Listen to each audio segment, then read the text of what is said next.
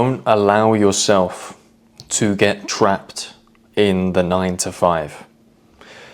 This is something that a lot of guys make the mistake of doing. You turn up to work every single day, you get there early, you put in a hard day's work, you take a little lunch break, you eat your food quickly, you get back to work, and then within what feels like a really short space of time, you check your watch and the day's over. You get back home, you get undressed, you take your clothes off, you get into some more comfortable clothes. Maybe you've got time to go to the gym. You get to the gym, you have your workout, you come home, you've got to cook your food, you eat your food, and then the day is just done. You look at your watch and it's 8 p.m., 8:30 p.m. You don't really feel like doing too much. You just feel like settling down and relaxing. And this is where most guys create a habit of this. This is where most guys will completely relinquish the days within the working week and dedicate them solely to their job. And what they are doing when they do that is taking them away from themselves. Now look, we've all got to work. We've all got to get to work and turn up to our jobs and do a good job when you're there. However, something that I found that really helped me strike a balance between work and personal work is treating your personal work as more important than your job. The job is what generates the money to fund the personal goals, to fund the personal work, the personal projects. You need the job, and you have to do a good job within your profession. You can't just turn up and dabble. No, you have to go and do a good job. Put everything into everything. Don't just dabble in little things, put in a bit of effort there, a bit of effort here. No, you put everything into everything. You have to be the ultimate professional. You have to turn up on time. You have to do a good job. You have to make good impressions to your managers and your colleagues and stand head and shoulders above the rest. But that doesn't mean you need to do all of that at the expense of yourself and your ambitions and your personal plans. So what does prioritizing your personal projects actually look like? Well, it means at the start of every single week, establishing times within the week where you are going to dedicate yourself to your projects. In my case, it is social media. I have a job. You know, I have a job, I turn up to work, I do a good job, and I come home. But when I come home, there is, on certain days, certain times that I must come and film content, that I must come and further my social media, that I must come and bring myself closer to my goals in relation to this aspect of my life. If I leave it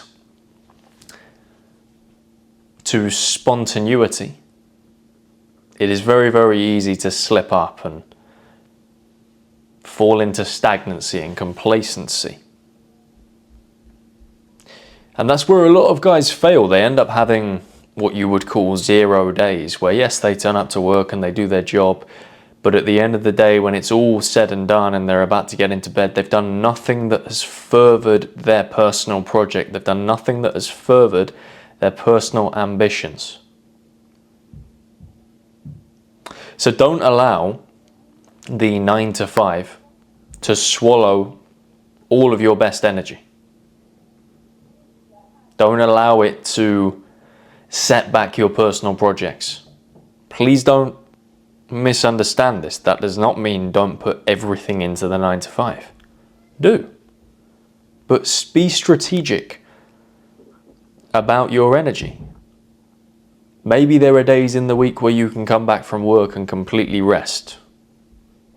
But there are definitely days in the week where you can work on your personal projects after work. You just have to have it timed out. You have to have it planned. You have to dedicate space.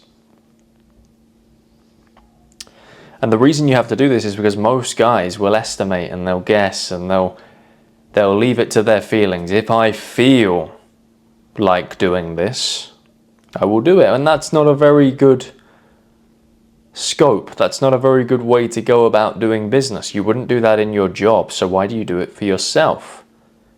Instead of leaving it to your feelings, write it down. Get it planned out. I'm going to finish work at 5 p.m. And when I get home around about 5:40 or 6, I'm going to spend 40 minutes doing this particular thing. I'm going to do that on Tuesday and I'm going to do that on Thursday. And then on Wednesday, I'm going to do this specific thing. And then on Monday and Friday, I'm going to rest. And then Saturday and Sunday, you've got all the time you like, but don't make the mistake of allowing the 9 to 5 to take over and rob you of progressing in your personal life. Because look, the reality is, your workplace will replace you if you leave. When you leave, they will find somebody else and they'll do it quickly.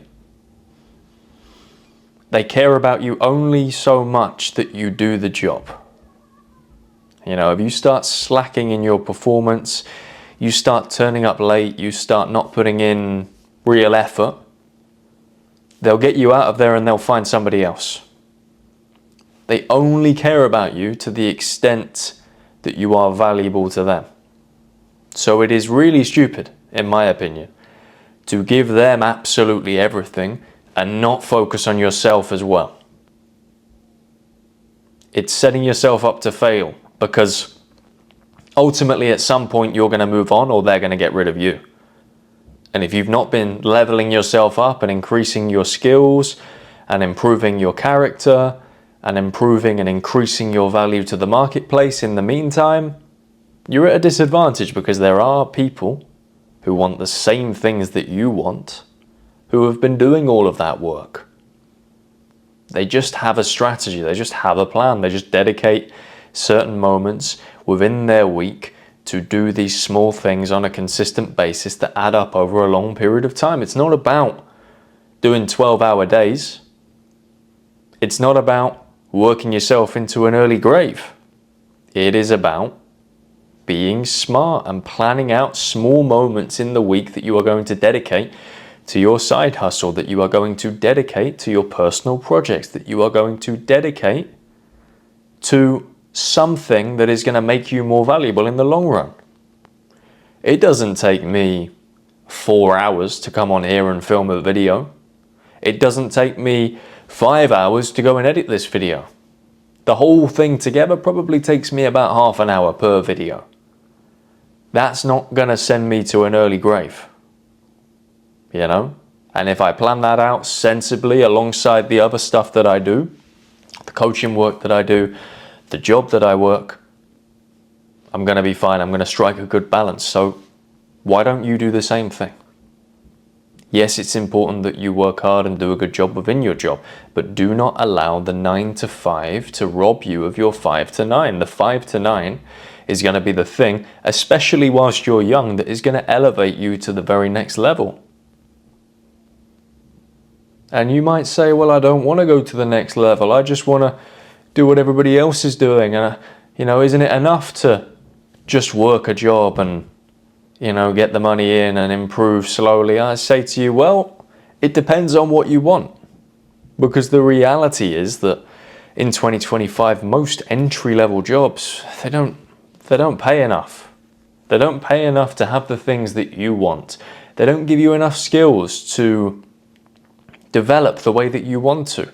So yes, if you want special things, you're going to have to do things differently. You're going to have to put in more work. You're going to have to improve your skill set through your own initiative. That is the big, bad, scary news. But if you can accept that and you can start strategically finding moments within the week solely to dedicate on yourself, you're going to start making some serious improvements. And you're going to start making those improvements very, very quickly. It's probably going to come more quickly than any result you've experienced before. It will be rapid change. You really will notice it very fast because yes, you're progressing within your job, but you're also progressing outside of your job. And that gives you not only confidence, but it gives you momentum. It increases your value to the marketplace and it betters your skill set. It's like a ripple effect. There's no negatives. You know, of course, we want to do it within a way whereby we are not exhausting ourselves and working these 15-hour days. But as I said to you earlier in this video, it is entirely possible to do a full day of work and work on your personal projects without working 15 hours. It doesn't take that long. You just have to be smart about it. And I don't know how that looks in a practical sense for you, because you could be making fishing content on YouTube. You could be setting up your own personal clothing store. You could be drop shipping. You could be making personal development content like me. It completely depends on what you do, but I know that there will be a way that you can do something multiple times a week within the work week that's not going to take you hours and hours and hours. It's possible. You just need to plan, have a little bit of a strategy, and go and maintain consistency.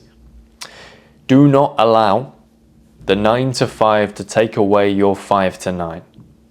If you maintain this trend now and start allowing your job to take over the 5 to 9, the job will soon take over your life and you will find yourself trapped.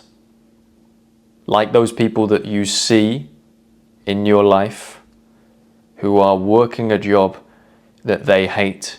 They have been working that job for 20 years. They would do anything to leave, but they can't because they feel trapped. Don't allow that to be you.